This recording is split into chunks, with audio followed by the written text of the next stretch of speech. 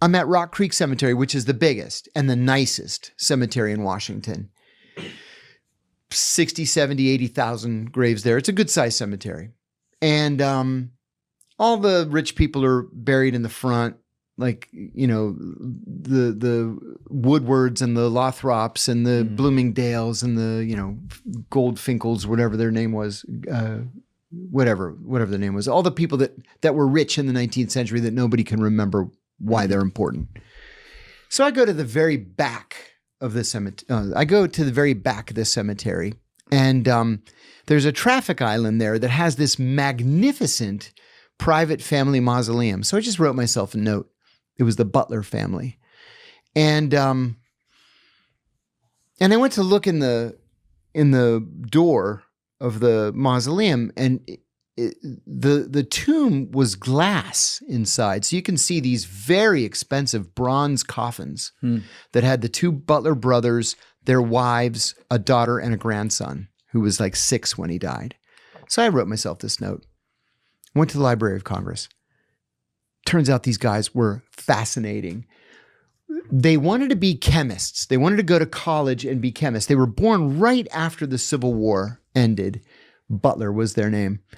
And when they got to be, you know, high school age, almost high school age, their dad was like, yeah, you're not going to be chemists. You're going to be bakers.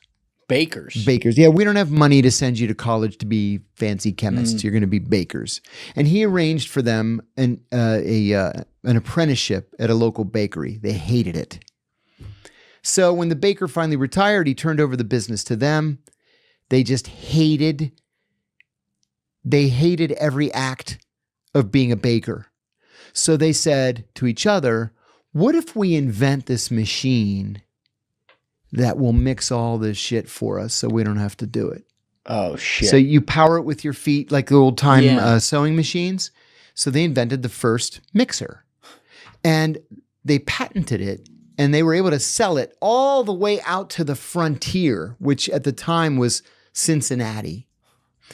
So they start making some money thanks to this newfangled mixing machine, right?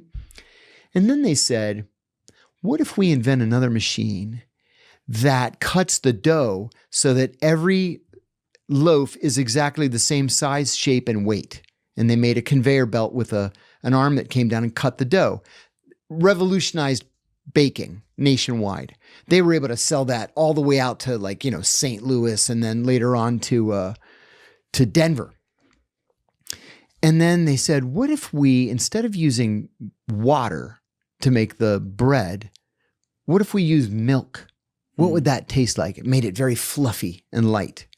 Then they came up with this idea. Newspapers